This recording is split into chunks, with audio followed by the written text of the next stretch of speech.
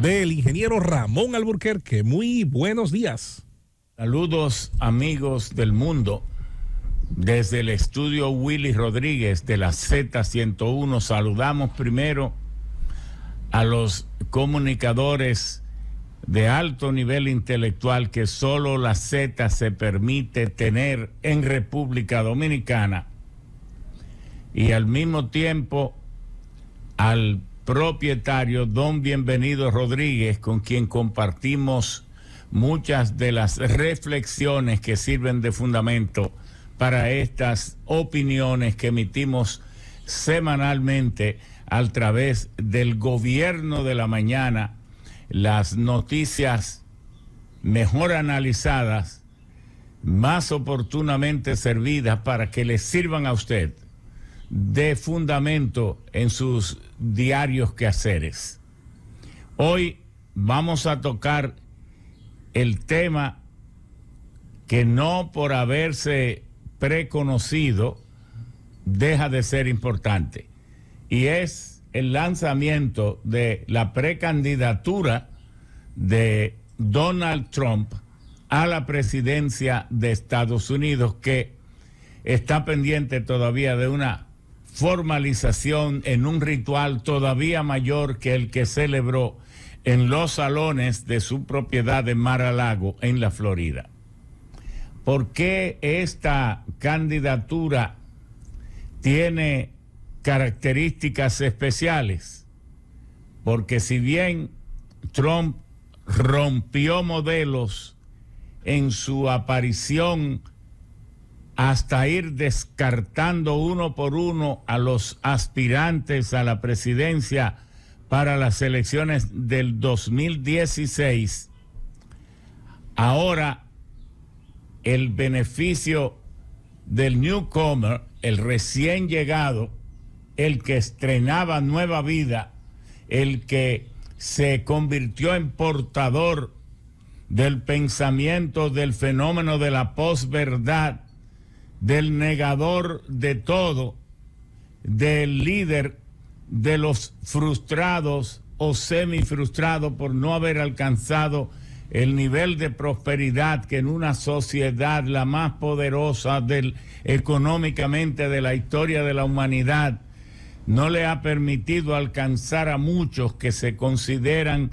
hundidos en la invisibilidad, engañado por el establishment. Pues surgió este hombre próspero, audaz, y entonces con su pensamiento parecía como una flecha, se hizo el líder de la posverdad, el líder de los frustrados silentes, el líder de lo que lo negaban todos, negaban el nivel de ocupación de su país y decían que no, que era casi infinito, negaban que su país fuera próspero siendo la primera potencia del mundo, negaban que Estados Unidos tuviera vida de calidad cuando está entre las más altas, y negaba entonces también los prejuicios raciales cuando son los supremacistas y los más grandes segregadores.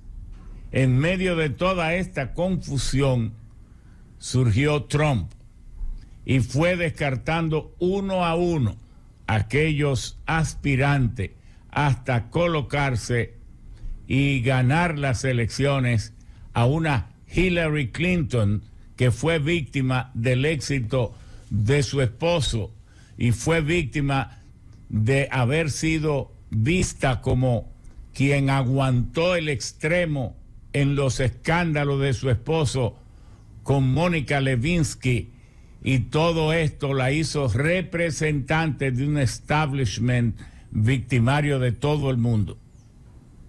Pero, ¿qué ocurre ahora? Ahora ocurre que Trump acaba de perder estruendosamente su campaña decisiva. ¿Y por qué le decimos campaña decisiva? Acaba de perderla porque la ola roja no se produjo. El vuelve y vuelve no se produjo. Ahora el Partido Republicano fue derrotado de múltiples formas.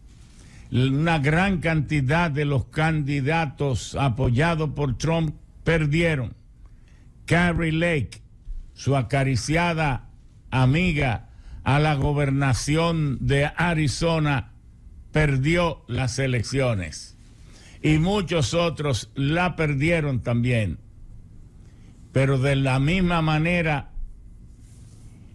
ahora hay la creencia dentro del Partido Republicano que el apoyo de Trump para muchos candidatos fue una carga invencible.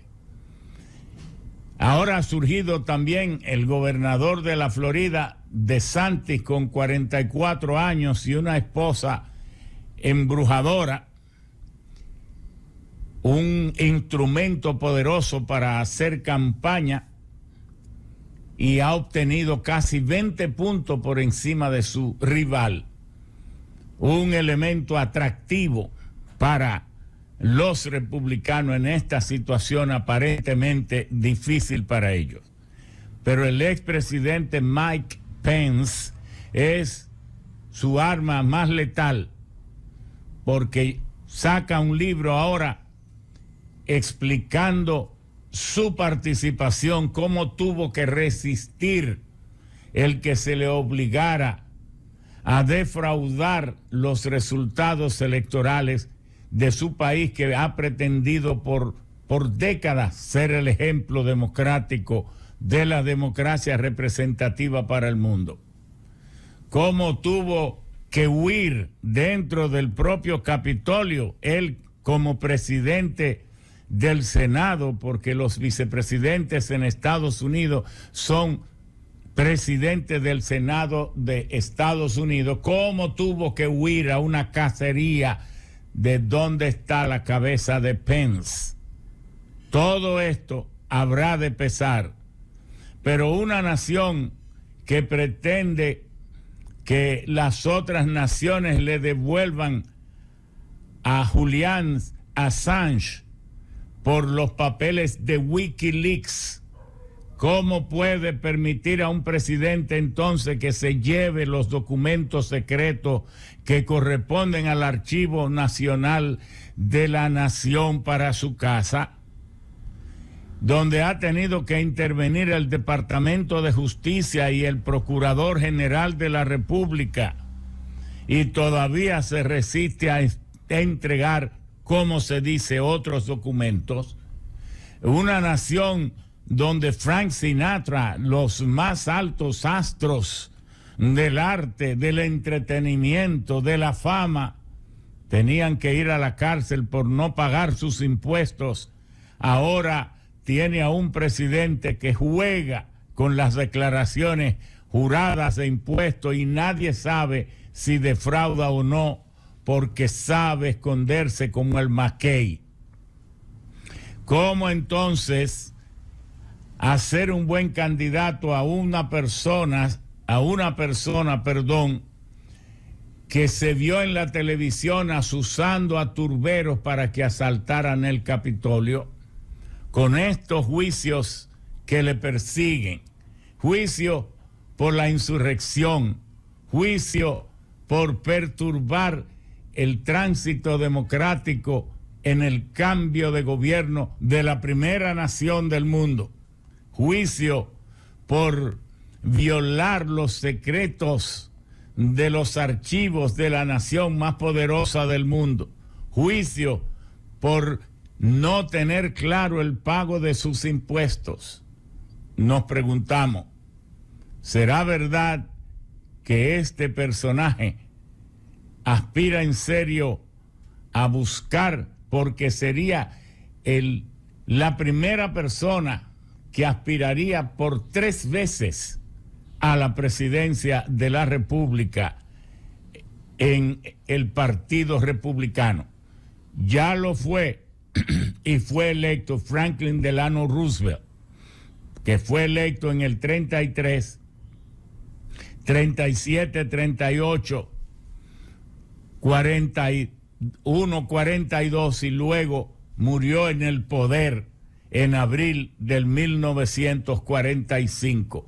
Franklin Delano Roosevelt, por cuya situación Estados Unidos luego en 1952 terminó limitando a 2 periodos de gobierno el ejercicio de la presidencia en la República.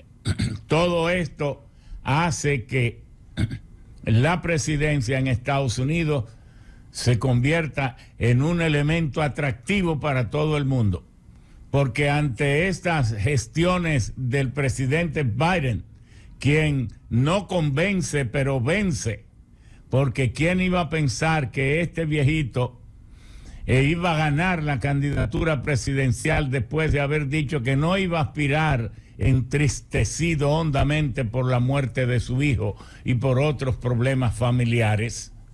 Y sin embargo se levantó, ganó la candidatura y le venció al bisonte poderoso que fue Donald Trump, con más de 7 millones de votos por encima. Y ahora nosotros, creyendo en su palabra, pudimos decir en varios tweets que la ola roja no se iba a producir, porque al único que escuchamos decir, porque ni los otros líderes demócratas creían en que no era posible la ola roja, el único que creyó que eso no se iba a dar fue Biden, el presidente Joe Biden, que le escuché decir: tengo la convicción de que podríamos hasta ganar las 2 cámaras, y esto se ha dado, dijo, al Partido Demócrata, y le irá bastante bien.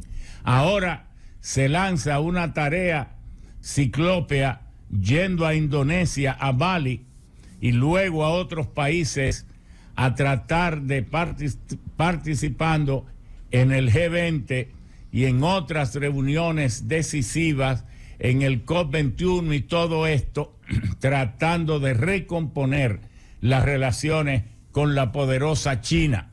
Esa nación que ya ocupa el primer lugar en la economía mundial, si es medida a través de el Producto Interno Bruto calculado en base al poder de paridad de compra. Si es por este método, China ya excede mucho a la economía de Estados Unidos. Pero si es calculada en base a los valores corrientes, pues entonces Estados Unidos todavía sigue siendo la primera economía. De estas conversaciones con China y con Rusia, porque ya el Estado Mayor conjunto de Estados Unidos está en conversaciones con Rusia, y esta guerra con Ucrania habrá de tener un término en 2 meses o 2 meses y medio, porque el retiro de Rusia del YERCOM es parte de este acuerdo. Y este incidente surgido ahora, que ha sido minimizado por el propio presidente Joe Biden, de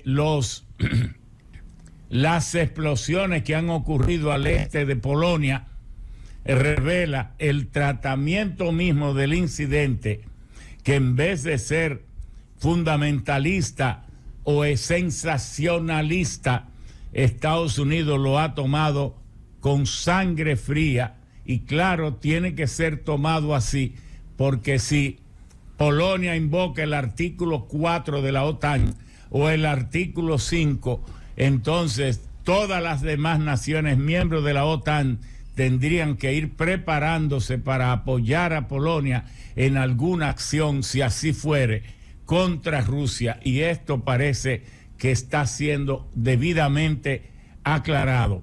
¿Qué busca Biden en todo esto? Que haya tranquilidad económica en los intercambios económicos con China, pero desde luego que pueda favorecer en algo más a Estados Unidos. Y China busca que el tema de los semiconductores y el tema de los productos de alta tecnología no frene el crecimiento del dominio que tiene China en los artefactos de inteligencia artificial, donde se está dando la guerra fundamental del comercio y del flujo de riqueza en el mundo. Es por esto que la política internacional ahora tiene que ser vista con unos cristales poderosos, porque en todo este asunto, Estados Unidos, los estrategas de Estados Unidos, lo que están viendo ahora, como ven a China imparable, están parando a su aliado, que es Europa. Y la desindustrialización de Europa que está ocurriendo es lo más peligroso para Europa, y parece que Europa no se está dando cuenta. Porque ¿qué hacen las industrias en Europa? Pagando impuestos 2 y 3 veces más altos que en Estados Unidos. ¿Qué hacen las industrias en Europa teniendo que pagar 2 y 3 veces el precio de la energía que tendrían que pagar en Estados Unidos si se van para Estados Unidos? ¿Y qué hacen las industrias en Europa si Europa ha sido siempre el escenario de las guerras mundiales? Entonces, el primer aliado de Estados Unidos, que debería ser América Latina, pero que hace años que ha preferido que sea Europa, los países miembros de la OTAN, es evidente que el que va a salir con mayores pérdidas de esta confrontación no será China, sino será Europa, y el que va a salir ganando con la reubicación de gran parte del poder industrial va a ser Estados Unidos, cuando las industrias de Europa continúen yéndose a Estados Unidos. Estamos en un escenario extremadamente complejo. Próximamente vamos a analizar el tema de Haití, lo que ocurrió en la Z101 el domingo, con la presencia de un senador de Haití, con la presencia de un obispo de Haití, de intelectuales, de trabajadores en el área social, de precandidatos presidenciales que vinieron a contar su propia historia, no que nosotros conozcamos lo que ellos piensan a través de lo que otros nos cuentan, que dijeron que al preguntarle nosotros que si era cierto que ellos insisten en que la isla sea una indivisible, lo que dijeron fue que es verdad que es única e indivisible porque no se puede cortar en pedazos, pero que hace tiempo que Haití sabe que tan importante son ellos como República Dominicana, y que este es una presencia inevitable, que cuando amanece la aurora, ellos saben que República Dominicana está aquí, y que nosotros debemos saber que ellos están allá, que no están de acuerdo con este planteamiento de una isla única e indivisible, que eso fue mencionado en los 1815, cuando la isla fue cedida en la parte este por España a Francia, pero que en estos tiempos sería absurdo, y que eso tampoco lo dice la Constitución haitiana. De manera que el país tiene que seguir deportándonos, repatriando a toda persona indocumentada. Decimos que no debe decirse de los haitianos, sino de todo el mundo. Me imagino que deben haber muchísimos franceses, vagabundos y trotamundos por ahí, e italianos y de todas las nacionalidades, que no por ser rubio con hojas azules, si están indocumentados deben ser repatriados. Los he encontrado en las terrenas, los he encontrado en todos los polos turísticos, y eso nos daría fuerza para repatriar a todo el que esté indocumentado, porque República Dominicana debe seguir siendo la tierra nuestra, orgullosamente nuestra, y no tiene por qué ser la tierra de nadie. Y esto de que sea tierra de nadie o no, depende de que los gobiernos empleen su autoridad. Depende, eso es como la criminalidad. Nosotros, sin ofender a nadie, decimos que si fuéramos presidente, yo convocaría a todos los militares y a todos los policías y los conmino a que me eliminen todos los centros de droga, porque saben todos dónde están y por qué no se eliminan si tienen la autoridad. ¿Será porque no quieren? ¿Será porque alguien se beneficia? Porque la autoridad debe ser usada, y asimismo es un derecho legítimo repatriar a todo indocumentado, como de la misma forma el país ratifica su vocación de paz y de convivencia, permitiendo a todos los habitantes del mundo que puedan vivir con nosotros, pero legalmente. Muchas gracias.